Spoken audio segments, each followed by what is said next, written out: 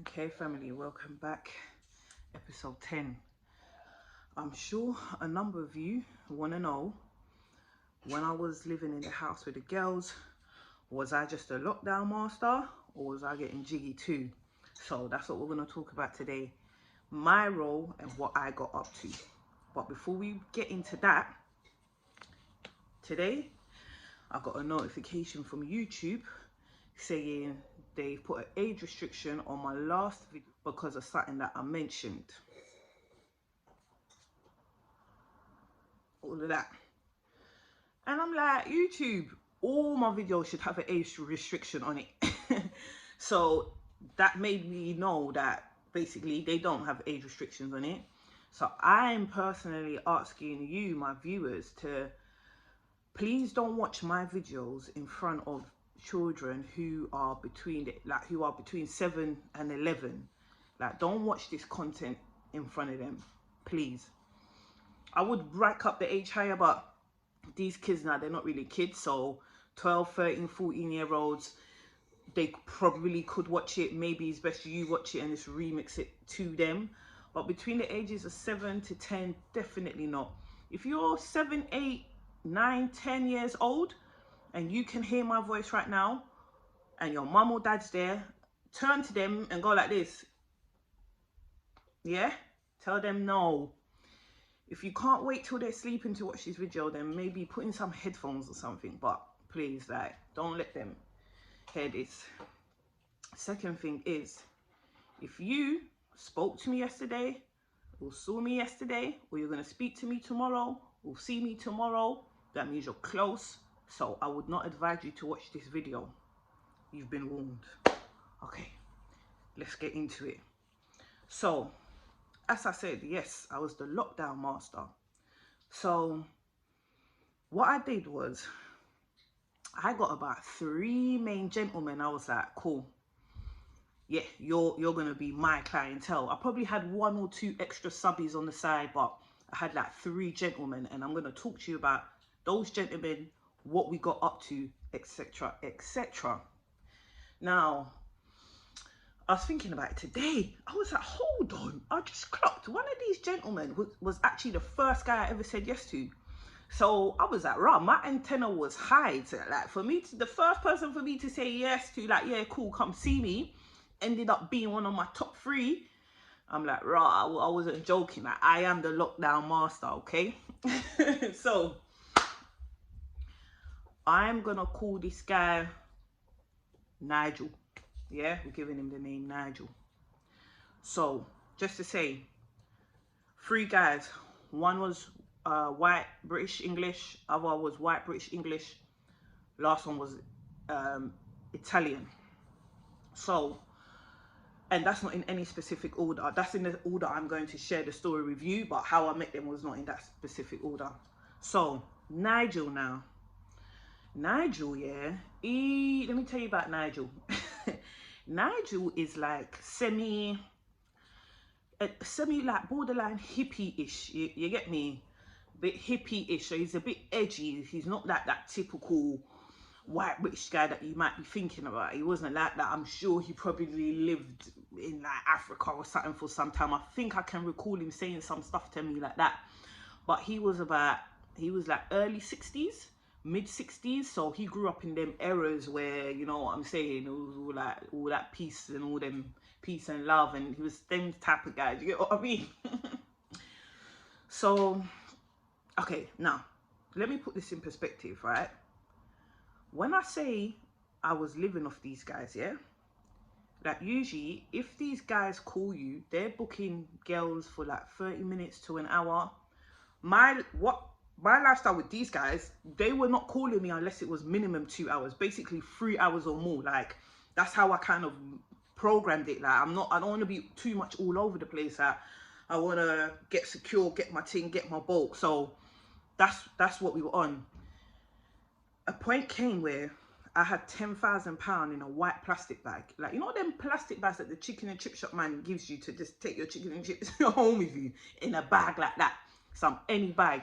And that wasn't money I'm spending, that was my savings. So I'm just giving you a perspective of what I mean when I say I was the lockdown master and I locked down my clientele. I had my top 3 gentlemen, and I'm making peas. So there you go. So with Nigel now, like I said, boom, that's kind of like what he looked like and what he was about. Interesting guy, lots of conversations, etc.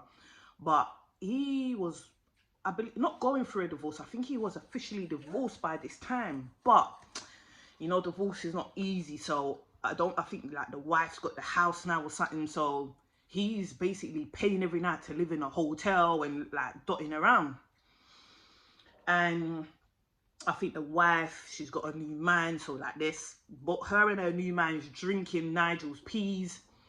But then one time I remember him telling me like, oh, you know, I've taken, I don't know, they might restrict me if I say this, but I've snorted powder with my daughter. And I remember thinking, ay caramba, I was like, Nigel, like, I like you, but now I'm not sure. Like, I mean, who am I to judge? But even that kind of struck a chord in me. I was like, rah. But you can see he didn't feel good about it. And you know them things that parents say, oh, rather they do it around me or with me. He kind of was using those liners to help himself feel better, but he was almost confessing something to me that was heavy on his heart.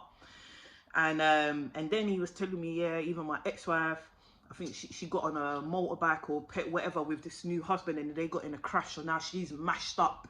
And obviously they're going through a divorce, but a lot of their life is still linked, so I think that was causing him stress in certain ways. So when he said that about his ex-wife, I was like, oh, no wonder your daughter's feeling a bit, you get me? Yeah, the daughter's going through things.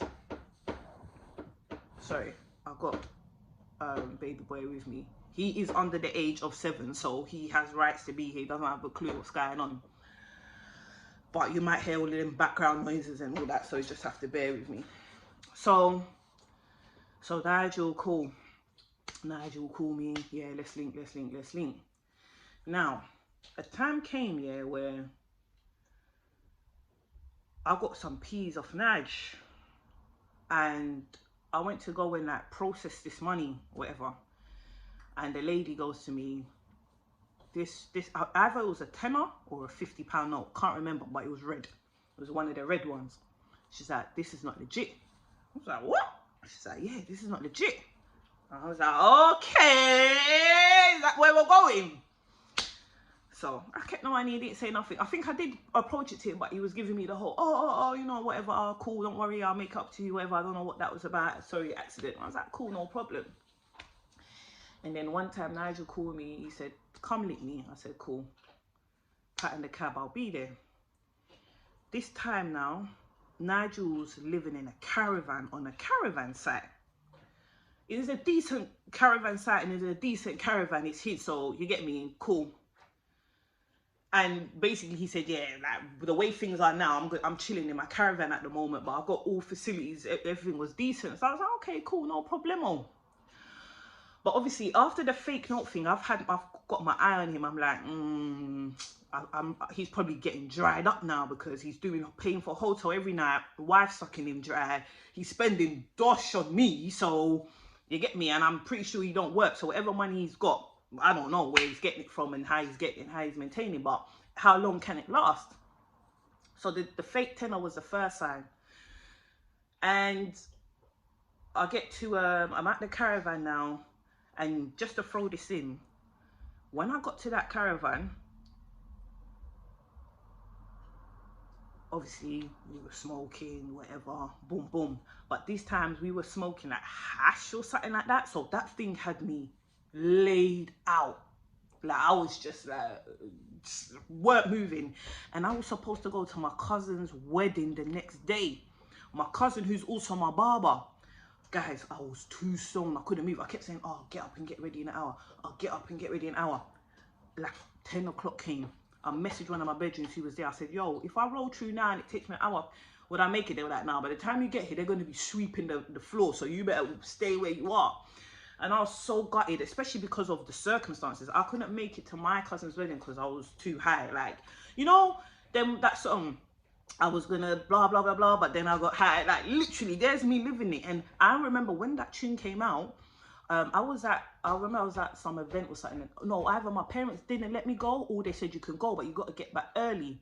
So at a point, I found myself in my bedroom, like proper pissed off because all my friends were at the event, and I'm young. I'm like 8, 9 years old, maybe 10. I'm pissed, so I put in a CD and that track's on, and I was just replaying that track, singing to that track. So it's kind of funny how I found myself in such a situation.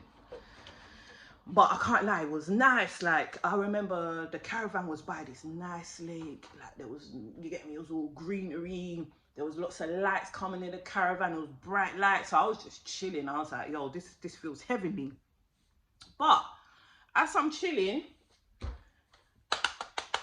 on the caravan door, so instead of Nigel going to open the main door, because look, it's a caravan, it's not that big, innit? The door and the window is not far. He goes to the window, which is above my head. So he's kind of climbed over me and flipped the window open. He's popped his head out. And it's the owner of the caravan site, or at least a worker on the caravan site. And they're like, Nigel, where's my money? You ain't paying this week or whatever. And Nigel's like, oh, yeah, boom, boom, boom, I'll pattern you. So Nigel's got out some peas, scraped some peas, put some coins together, kind of give it to the guy. And that's when I was like, nah, all right, Nigel's down and out. Nigel's down and out. And I said to myself, if I keep making myself accessible, he will not last. Like, I'm gonna have to, because you're already down and out and you're still phoning me. Like, you get what I'm saying? I'm like, yeah, there's times where people get so low where they're just prepared to lose it all. And I'm like, nah, I'm not gonna assist in that. So I believe, like, not long after that, whatever, I just kind of started wrapping it up, because I thought the way he's moving, fake tenor, someone's knocking on the door. If I keep mixing with him, I'm gonna be in danger. Like, I didn't know how, but I just knew danger will come my way. So I say all that to say, and then I remember having to go and cut my hair and thinking, oh my days, how am I gonna face my cousin? How am I gonna face my cousin? And I saw some videos of his wedding and there was bare people there. So I actually pondered, should I lie and act like I was there? But obviously he was so busy, so he didn't see me, but I passed through. But I was like, nah, man, you can't maintain lies, man. You just can't maintain them. You slip up at one point. So I went there. I didn't really say anything. He didn't really say anything. I was just, oh, you know, did you have a good time? He was like, yeah. So we kind of left it like that, because I knew I had to face him. You know, barber loyalty. Like, I can't go nowhere else for them to chop my head and mash it up. I have to face my cousin again. Like, I have to do this. So I went for it and I got in. And there was another time where, when I was at that house, one of my other cousins were having a wedding, but that one I said, if I miss this, I will never forgive myself. So I had to pull myself together and I got there.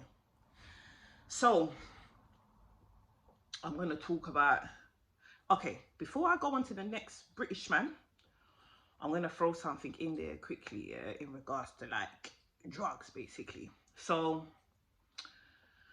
one time, this is years later, not years actually, but sometime later, I went to a drink up with some of my bedrooms. We've gone to a drink up, and at the drink up, I think we said we were going to step out to either get some food or get some drink or something. And as we've done that, we've bumped into a guy who lives in these block of flats, a block of apartments that we're in. It was like new build. It was in one of these gentrified areas. You get what I'm saying? So it was like, it was flashy and it was nice. So we've bumped into him.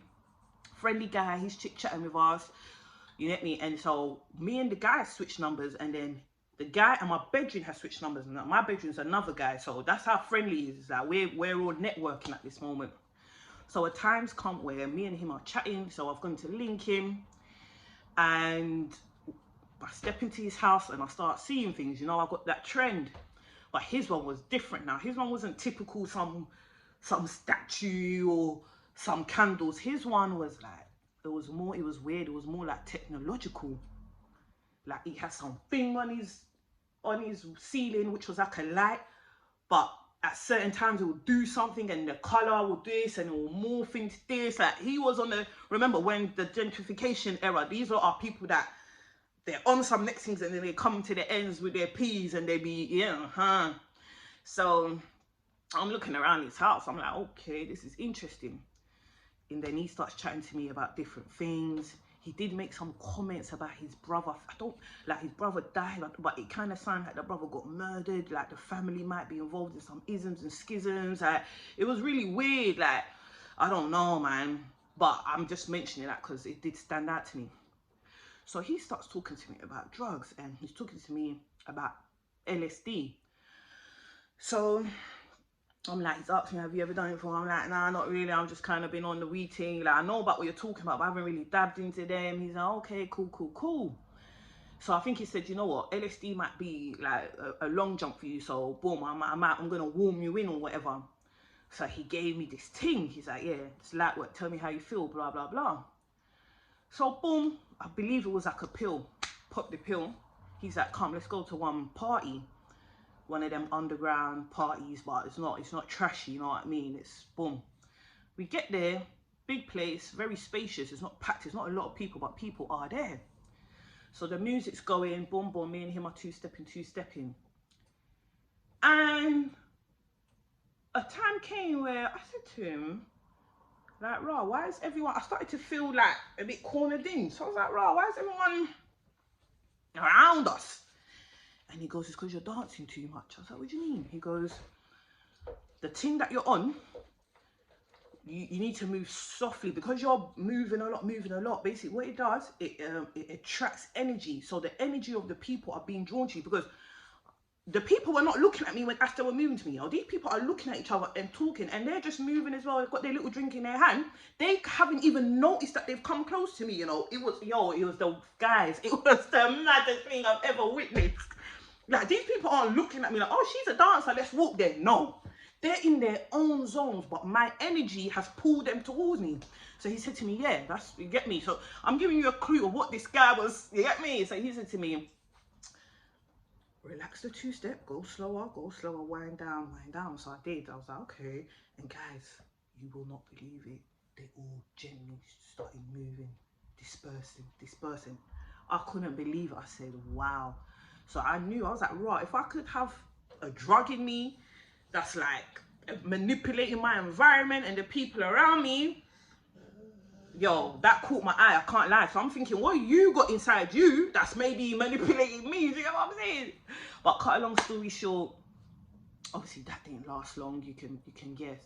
Like, he was moving a bit funny. I remember I had an appointment with Paul. You know Paul, calculated risk Paul from Blue Therapy. I had an appointment with him because he used to do websites. So I think I was meeting him for a website.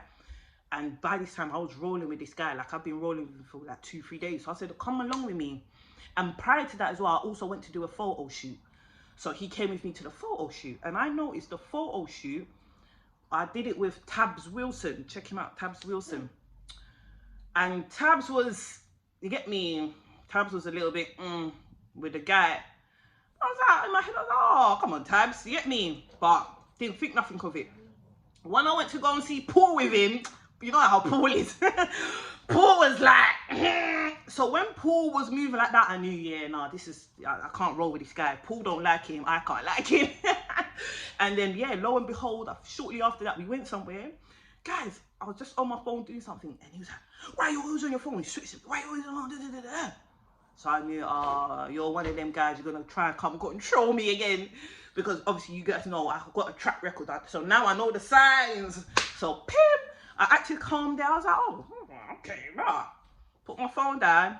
But after that, after we separated, they were like, all right, see you in a bit. Never saw him again. So I'm just throwing that in there. Okay, let's go back now to my second main client. I'm sitting down on one faithful Saturday evening, chilling.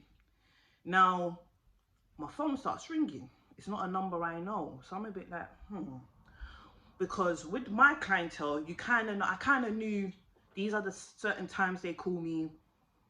It's almost like every 2-3 days. It's always around this time. So, like, that's how type of lockdown master I was. I even knew beforehand when they will call, or the probability of them calling, so I could plan my things around it.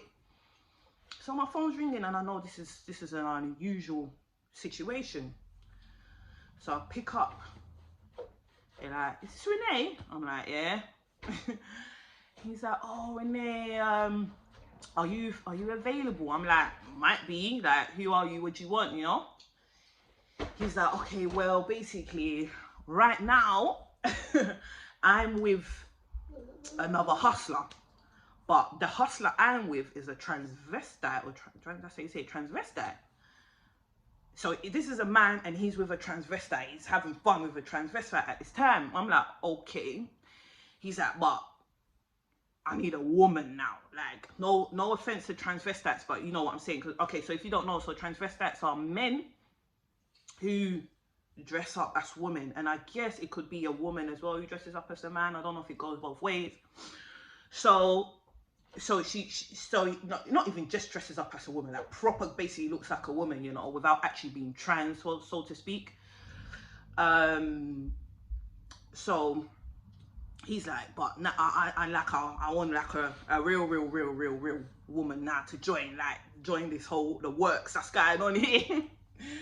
So I'm like, oh, because I don't like them. See, I like it clean, you get me? I know who I'm going to, I know where I'm going. Like, orderly, so I'm like, yo, bro, this is sounding too messy for me. But he was like, so I was like, okay, I was questioning him a bit more, talking to him a bit more, getting to kind of giving myself a bit more time than I usually would, trying to read him, trying to use all my lockdown master antennas to work out. So I was really digging in, asking him a zillion questions. Then the transvestite takes the phone. Then they trying to sell themselves as well. They were like, look, I'm legit, everything's cool. I've been doing this for a while. He's been here with me. He's a regular, blah, blah, blah, blah, blah. Because what it was that guy was gonna leave the transvestite unless a woman came. So the transvestite needed a woman to come so that they can continue racking up hours with this guy and getting paid. So they're taking the phone like, please come, because if you don't come, he's leaving and I'm not gonna make as much money as I'm hoping to. So obviously I'm aware of the game too, you know, and I'm like, all right, I've spoken with both of you. You both sound okay. So I said, all right, I'm gonna get ready. I'll call you, then you book me a cab and I'll come through. So cool, called them. I said, I'm ready. Called the cab, got there. Get there now and get into the house. It did look a bit groggy. It wasn't as, you know, if I had seen the house before, I probably would have said no, but he's like, I'm here now. So I'm like, okay, just keep an eye open, move careful. I get into the room. There's another transvestite in there, and then there's another straight man in there. So I'm like, oh, you see? I'm like, you see, this is... But at the same time, I looked at all their faces and I was like, cool, this is cool. This is safe. I feel all right. It's okay. I'll make it through. So I get in. I settle down. We're all there chilling. They're taking all sorts of different things. But because I need to be sharp, I'm in a new environment and there's a lot going on, I'm just saying no to everything. I'm like, no, I'm cool. Thank you. I'll just stick with my thing. And then the main transvestite, yeah, gets another booking. So he's like, guys, I'll be back. Let me go and do this booking. I'll come back. So we're like, cool. But before they left, you know, I told you there was another straight guy in the place. The transvestite was basically saying like, that's my boyfriend. You get me? That's my man. So I was like, oh, okay, boom, nice to meet you, whatever. But obviously he's not your man. Like, I'm like, what kind of man? Like, this situation that's going on here. And the guy, when the transvestite was saying it, the guy was also kind of giving me the look like, you know, I'm a man for today, maybe, or whatever was his intentions. But in his head, you get me? It wasn't two-way. So he goes for the booking, and then we're all chilling there, and then her boyfriend's like, yo, like, you know what? You're looking spicy, you get me? So can we engage? And I'm like, this guy booked me to come, so if you want any form of engagement, like to even see my toes, he has to pay me, you get me? So the guy who booked me is like, yeah, sure. Remember, I'm telling you, these guys he's like, yeah, sure, no problemo. So cool. Blah, blah, blah, ... Then the transvestite must have finished their booking or whatever and comes back into the room, obviously walks into a scene, starts going ballistic because this is his boyfriend. Like, moving like she's finding her boyfriend cheating on her, basically. So we're all like, whoa! We're like, oh! Cut a long story short, he was mad, kicked us out the house, whatever. Cool. The next day, the transvestite phoned in my phone like, yo, you made peas in my house, or you need to give me peas. I'm like, blood, I don't need to give you jack. this guy called me to book me, so any money that you're owed, whatever, you need to go to him. So he was like, all right, cool, I'll go to him. And then he went to him, didn't hear from him again. So a time came now. So after all that, I'm still seeing the main guy who booked me. I'm still seeing him, cool guy, like sweethearted guy. But I did notice that there was something a little bit with him. I couldn't put my finger on it. Obviously, anybody in this type of environment is not really 100%. So I think I kind of just put it to that, innit? Like, takes drugs and whatever, so, you know. But then one time we got talking a bit deeper than usual. And then he takes off his trousers, shows me his leg. Blood. Half of this guy's leg is like gone. Like it's been hacked into and a chunk has been chopped out of it. I was like, what? He said, yeah. He said, I used to be a nitty. I used to be a drug addict, like punched up my leg and everything. So yeah, I almost lost my leg. That's why it looks like this. I was like, never would have guessed. I did have my suspicions that something was not. I didn't. You would have never thought he had been through that, been a nitty, and to the point that his legs like that. So we're talking a proper nitty, like, not. So he's done well for himself, that to get out of all that. He had a little business now. He had a good job. He was like an engineer. Like, he was doing something mechanical. His business, he was making bees, whatever. I was like, wow, like, yo, that touched me. So once again, just like Nigel's one, I was like, nah, I can't escort this guy back into, because the world he's in now is too close to the world he was in before. One wrong mistake, whatever, boom, you get me? He's going down. I said, nah, I'm not going to be a part of that. So same, eventually I had to round up on him, but I made lots of peace from him. I surely did. So now we come to Italiano or Italiano. Italiano calls me. Oh, darling, blah, blah, blah, blah, whatever. I'm like, cool, this guy's funny. I like his accent. I knew straight away from the time I picked up, I was like, yeah. I didn't need no lockdown, master analysis, nothing. I knew. I said, yeah, come see me. So he loved to smell my armpits. He was crazy about my pheromones. He kept saying, your pheromones, oh my days. I'm like, okay then. You get me? So he was a bit, yeah. And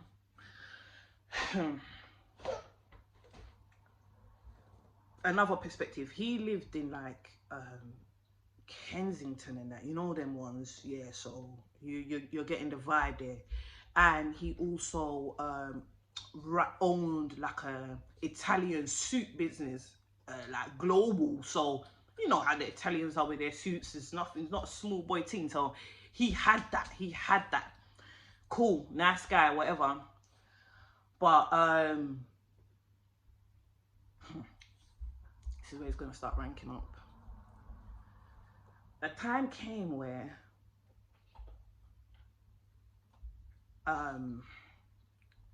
he was like, cool, let's get something to. So because of the industry I'm in, I've got a couple links. So I've called one guy and I'm like, yo, I've got a person here who wants ... And it was very late at that time, and they said to me, look, it's late and I've only got the very expensive stuff left, because it's basically not pressed, it's nothing, it's basically raw. So you need to be very careful with this. I said, no problemo. Collected it, went back, gave it to the gentleman, whatever. And then, yes, I was indulging in it too. And it was not my first time. That's a story for another day. So, guys, obviously I didn't listen to what the guy was saying. So I'm just moving normal with it.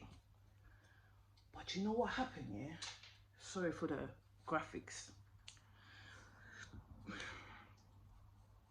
I'm in the middle, of performing oral. But as I'm performing the oral, because the thing's so strong, I've basically blacked out. And then I had this vision. In the vision, I'm following my brother. My brother's going and I'm trying to get to my brother. My brother goes through a door and then the door slams. So I'm on the other side, my brother's on the other side. So as the door slammed, it jolted me up back into real life. I'm like, you get me? And that's when I realized like where I was and like, you get me? So that was a choking hazard. I don't know if that was borderline me. Oh, I've said overdose. It's probably a push, but something was happening to my system. Now this guy's gone as well, so he's not even aware. Like, rah, my girl's passed out on me to even tap me and be like, yo, you get me? So if it wasn't for my brother coming into my brain, spiritually, mentally, whatever, and alerting me, like, because obviously it helped pump me up again because I'm running, and then the door slamming, I probably would have choked and died there. And then by the time he's realized, I would have been dead. By the time he's lifted me up, I'm dead. So I was like, whoa, like, this is edgy, you get me? I'm like, whoa. Cool. You know me, I don't always learn straight away. Another time has come. Italiano's called me. Come true. I'm like, of course, I'm coming. But this time, all sorts. So, cigarette, weed, coke, alcohol, too much mixing. Remember, we do all-nighters. Like, to get the peas I'm getting is all-nighters. It's not, like I said, 30-minute one. It's all-nighters. Guys, all I'm going to say to you is, one time, I woke up to this. This is what I woke up to. Wake up. I'm like, what's going on? I'm laying on the floor. There's like a fridge next to me. This one was probably like an overdose because there was no dream. There was no vision. I was gone. The only thing that woke me up was Italiano slapping my face. Like, because obviously he don't want no death in his yard. He's like, no. So he's like, trying to bring me back, like, yo, wake up. I don't know how long I put him through that ordeal. I don't know how long I was out for. But I know I woke up to some slaps that to bring me back to life. I was like, oh. It was then. I know I've said it a couple times. Oh, it was then when I was like, I needed to change. It was then when I was like, I need to be. But it was then where I said, nah, I'm going to die. If I don't cut this out, I'm going to die. I am. I knew it. I could feel it. I was like, I'm not going to live long.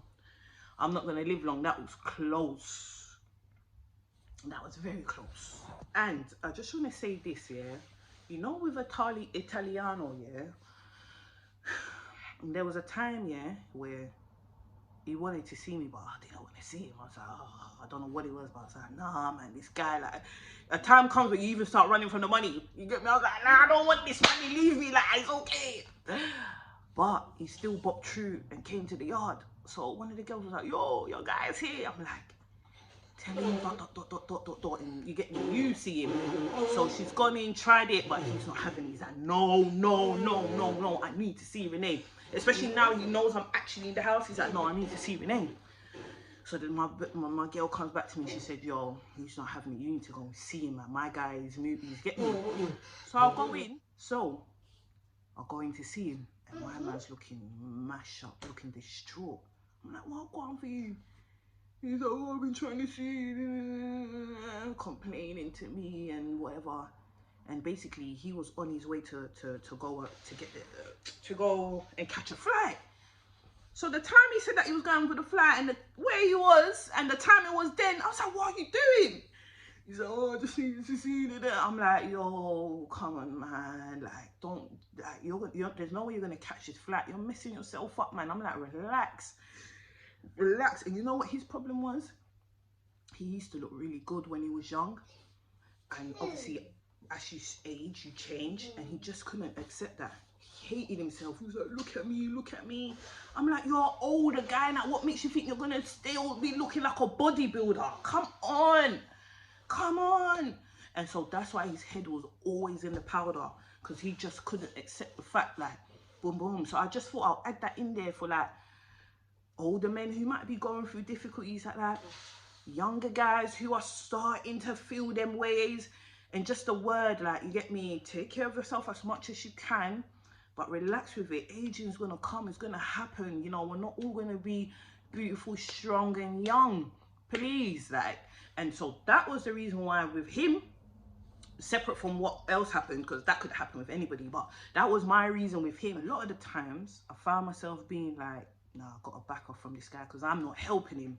You understand? I'm not helping him. So though the industry was gritty, a lot of us still had heart. You get what I'm saying? We still had integrity. Like, I remember one girl coming saying that she was coming to Stat Peace to go and get her batty done. She didn't last a day, because here is breadwinners, it's hustlers, it's people that, it's not a joke out here, you get me?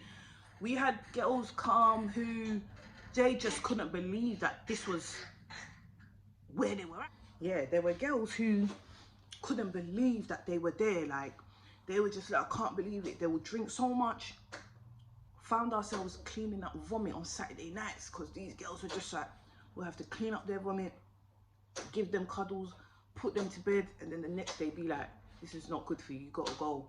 Like, it took certain hearts to be there. Like I said, you could only be there and stay there for certain reasons. So guys, I say all that to say, after everything, it got to a point where, yeah, I basically almost lost my life on the kitchen floor. After everything, almost lost my life on the kitchen floor. And that's where I'm going to wrap up the 10 ways I ruined my life. Do not worry. I have got stories for days. This is just the beginning, okay? Take heart. You can count on me when it comes to stories. I've got them. Because remember, this is YouTube and there's time limits and all these things. So I'm compressing it. But I've got so much more to share with you. Having said that, my next video for this series, I'm going to be responding to comments that people have left. So if you also have any questions, just jot it in the comment thing, and I'm going to respond to it in the next video so that we wrap up this series. No, baby boy is done now. He's done so well. He's sat in that chair for like half an hour for me to shoot this. So I've got to go now. Lots of love. Thank you for joining me. Oh my days, from 1 to 10, you know. Thank you to all the committed watchers, the binge watchers, all of that. Like, thank you. All right, God bless you all. Lots of love. Ciao.